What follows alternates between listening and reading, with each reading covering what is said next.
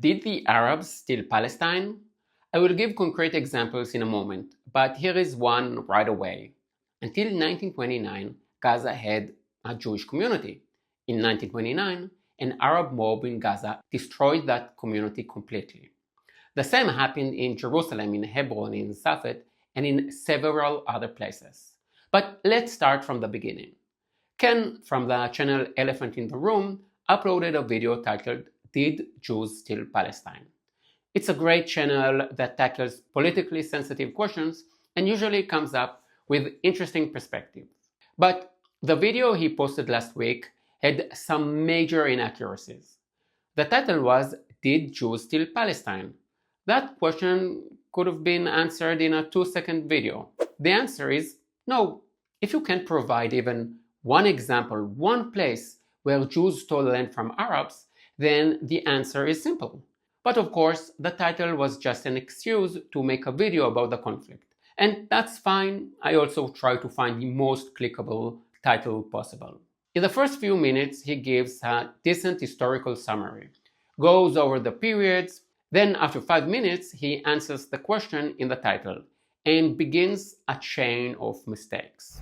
Now, they did it legally according to Ottoman and later British law. They often bought the land from absentee Arabs or Ottoman landlords, and they paid a lot of money for it. They called it aliyah, literally ascent, and it meant waves of immigrants who built new towns, including Tel Aviv. But for the Arabs already living there, the sight of newcomers buying land, fencing it off, and setting up self-contained settlements was frightening. He admits that Jews bought the land according to the law, Ottoman law and later British law. But then he says an incredible sentence. It being legal was well beside the point. So you're saying that they didn't steal, but that doesn't matter. We can still accuse the Jews of stealing. Throughout the entire video, Ken constantly romanticizes the Arabs and demonizes the Jews. He does it with small words and with big words. And in a minute, we will get to the biggest one. He describes Jews buying land, fencing it off. He describes Arabs, local farmers who had worked the land for centuries. He calls Jewish buyers foreign investors using foreign rules. You just said that the Jews bought land legally, according to Ottoman and later British law. And as far as I know, you cannot buy land in Wisconsin according to the rules of France. The Arabs in the video are always portrayed as natives, rooted peasants, authentic people. But he completely ignores 2 things, actually 3 big things. First, if Arabs lived here for hundreds of years, how come they established only one city in all the land of Israel, Ramle? Interesting, right? Second, there is an entire literature world of travelers' diaries to the Holy Land. Thousands of pilgrim literature describing the land as desolated, empty, with some wandering Bedouins and with Jews regularly humiliated by Muslims in the cities. I honestly cannot recall even one description of warm relations or mutual respect between Jews and Muslims in these hundreds of books. And third, the most crucial thing Ken never mentions, the massive Arab immigration into the land of Israel. Just one small example. In Gaza, half the population has Egyptian family names. Ismaili, El Tartir, Bardawil, El Masri, Masrawa, El Fayumi. Tens of thousands of Arabs came from Egypt in the 19th and early 20th century to escape forced labor building the Suez Canal, to avoid being drafted, or to find work with the British and the Jews. Sure, there were falahing farmers who farmed the same plot for generations. But to ignore the massive Muslim immigration completely and only highlight Jewish immigration is simply a betrayal of the truth. Then comes the big distortion. Pay attention, this is tricky if you don't know the history. Tensions erupted again and again. In 1920, 1929, rumors that Jews were trying to take over the Muslim holy sites sparked riots that left hundreds of people dead. By the mid-1930s, those clashes had evolved into the Arab Revolt. Underground Zionist groups began attacking British targets, and by 1947, exhausted and broke, Britain had had enough. They handed the entire problem to the UN and walked away. But in the Arab towns, it triggered rage. The day after the resolution passed, civil war broke out between Arabs and Jews inside Palestine. The only time Ken uses the word attacking is when he talks about Zionist groups attacking the British. When Arabs attacked Jews in 1920, 21, 29, he says, tensions erupted, sparked riots, clashes evolved. And in 1948, he says, civil war broke out. No, no, no. Arab attackers attacked Jews in 1920, in 21, 29, and in 36 to 39. In those attacks, the Arabs stole Jewish property and land. In Hebron, the Arab attack wiped out the Jewish community. Arab riots wiped out part of the Jewish community in Jerusalem's Old City in 1936. Here are more Jewish communities that Arab destroyed or stole. Bnei Yehuda in the Golan Heights, Safed, Kfar HaShiloach, a Yemenite Jewish village, Kfar Uriah, Migdal Eder, and many more. These answers the videos titled directly. And in 1948, the Arabs were the ones who started the war by attacking Jewish civilians. And by the way, they didn't start it because they disliked the partition. They started it because Arabs refused to accept Jewish sovereignty in any part of the land of Israel. And here is the point Ken completely ignores, maybe the most crucial point. For the Arabs, this wasn't and isn't a national issue. It was a religious issue. The Muslim organization's names says it all. Hezbollah, Hamas, Islamic Jihad, the Islamic Republic of Iran, all religious, all Islamic, not national. In Islamic thinking, Jews are considered a lower class. They must pay the jizya, a tax for inferiors. The idea that inferior Jews want sovereignty is something much of the Islamic world has never accepted. Ken ignores the religious dimension entirely. And I must say, this shows a total misunderstanding of the conflict. Then, when he talks about the UN partition plan, he skips several very important details. The Jewish state would get about 55% of the land, even though Jews made up only about 1/3 of the population by then and owned less than 10% of it. The rest would go to an Arab state. But some argue that statistic can be a little misleading because much of the Jewish portion was the Negev desert. It was empty, dry, and mostly uninhabitable. The Arab state would have gotten most of the fertile land and towns, a decision made in part to avoid displacing large Arab populations.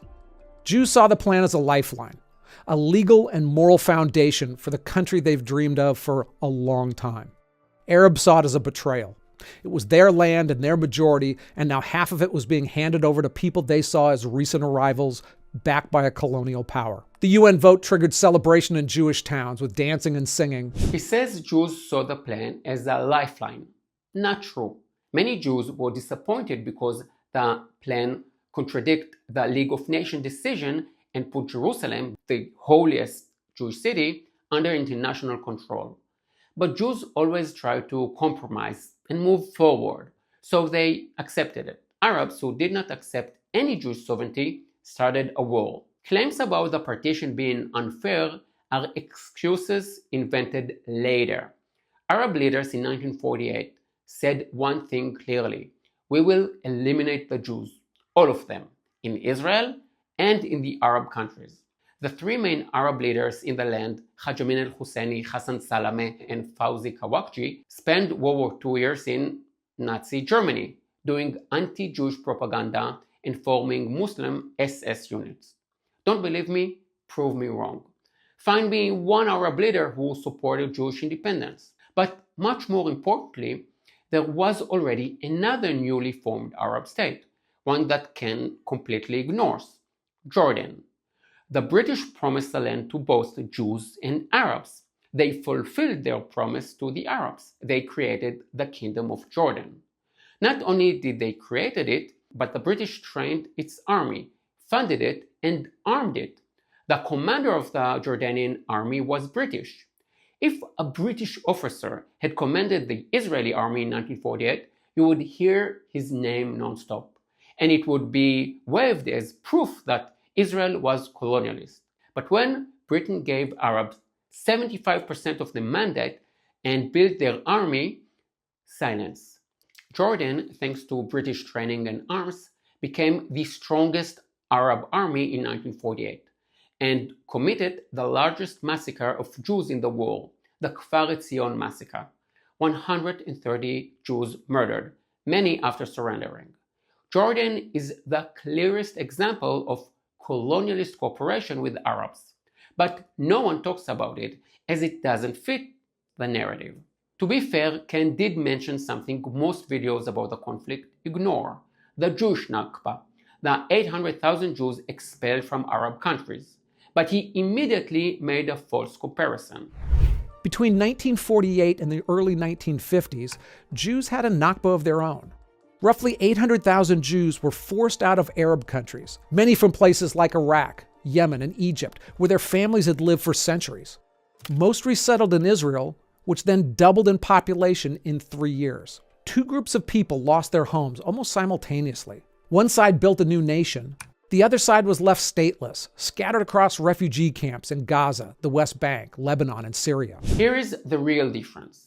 Arabs lost their homes because they started a war, tried to eliminate the Jewish community, and lost. Jews in Yemen, Morocco, Syria, Lebanon, Iraq, and Iran lost their homes because of Arab violence, pogroms, and persecution. Jews never attacked their Arab neighbors in Morocco or Yemen or Iraq. Ken says something interesting. One side built a nation, the other remained stateless. I think that would be an interesting topic for a video. Why do Jews succeeded? Although it is a tiny country, tiny market, no oil, desert, and surrounded by enemies, the Jews managed to build a prosperous country, while Arabs failed despite oil and a vast market. Not only are the Palestinians the most privileged group of people in the world, they get more money than any other group. And they are the only people who have their own UN agency. Crazy, right? My guess? Because Jewish society is non-violent. It encourages openness, debate, and innovation. Arab society is class-based, far more violent. Every Arab state is a dictatorship. And they use the money they get not to build their own nation, but invest it in trying to destroy us. That's just how it is. Next, Ken gets to the question of identity. Was there ever a Palestinian people? He quotes correctly that many Palestinian institutions under the mandate were Jewish. See the flag of Palestine in a 1939 World Atlas. Under Ottoman rule, the area wasn't even an official province called Palestine. Most people saw themselves as Ottoman subjects, but gave their real loyalties to their family, their clan, and their hometown, rather than to a nation. Under British rule, the word Palestinian still didn't mean what it does today. Early on, it was geographic. Anyone living in the British Mandate could be called Palestinian. In fact, some of the best-known Palestinian institutions were actually Jewish, like the Palestine Post newspaper, which later became the Jerusalem Post, and the Palestinian Symphony Orchestra. He stops right before the obvious conclusion. There was no Palestinian identity until 60 years ago. The Palestinian Orchestra, the Palestinian Bank, the Palestinian newspaper, all Jewish. But Jews already had their own identity. So when the British left, we didn't need their colonial name. The Arabs here had no national identity, so they took the British colonial name, Palestine. Both the Jordanian and Palestinian people are product of British imperialism. To balance the fact that Palestinian institutions were Jewish, he adds romanticism about Arab unity. Newspapers, political committees, local leaders, they started using the term Palestinian to describe themselves as a distinct community within the Arab world, even though they remained Arab, just like you could be both French and European. Then, that Arab revolt against the British rule and Jewish immigration helped solidify their identity. Peasants from villages fought alongside urban militants, and the shared struggle gave birth to a more unified sense of a Palestinian people. Sorry, but this is almost laughable. Anyone who knows Arab society knows this is fantasy. An urban Arab from Haifa, Christian or Muslim, would never let his daughter marry a Muslim fisherman from Jisr al-Zarqa. Arab society is extremely class-based, far more racist than Western society. In Gaza, there is a neighborhood of black Arabs who came from Sudan. Their neighborhood and they themselves are called abd, meaning slave. Imagine calling a black person slave in America. But more importantly, during the Arab Revolt, Ken mentioned in the beginning, Arabs killed 230 British and thousands of other Arabs. In 1948 in Haifa, the Arab elite fled to Damascus and Beirut. They always saw themselves as part of Greater Syria, not Palestine. And once the elite left, the Arab villagers and gangs simply killed each other. If you think this sounds unbelievable, first, check me. Second, look at the Middle East today. 1 million Arabs killed by other Arabs in Syria and Yemen. 1 million. Do you hear Arabs in Paris, London, or Michigan protesting? They couldn't care less. If you can't blame the Jews, it's not interesting. Later in the video, there are more mistakes. Some may be accidental, but one is a downright lie. He talks about the Six-Day War, the occupation, the settlements, and then the PLO. It sounds logical. Israel occupied territory, built settlements, and then the Palestinians formed the PLO in response. But when was the PLO, Palestine Liberation Organization, founded? 1964, 3 years before the Six-Day War, before the occupation, before the settlements. Its goal was the same as the Arab leaders of 1948, the elimination of Israel. Ken finishes the video with a summary that isn't just false, it's almost meaningless. And I'm sorry I need to be so harsh. Too many people want stories with simple victims and simple villains. I usually can't give that to you, and I certainly can't give that to you here. The world is too nuanced. You begin the video with a serious accusation. Did Jews steal Palestine? And end with a conclusion that says nothing. You accuse Jews without providing a clear answer. So here's the answer. Clearly, no, Jews did not steal anything. Not one case exists of Jews stealing Arab land. Only after Arabs started a war and lost did they lose territory, as happens in every war. Ask the Germans who lost land after they began a war against Poland and Russia. If your channel is called Elephants in the Room and you bring explosive questions to the center of the discussion, you are supposed to give a real, honest answer. Ken, I like your channel, but you disappointed big time. It is not too late to fix it. There is so much misinformation online, and so I can really understand where the mistakes came from. As always, I will link the full video below so you can watch and judge for yourselves. And if you happen to know Ken, please send him this video. If you want to learn more about Israel, you can get my Jerusalem Crash Course. I will link it below. It is also a great way to support the channel. And please subscribe. The next video, or the one after, is going to be something special and a bit different. See you in the next one. Yalla bye.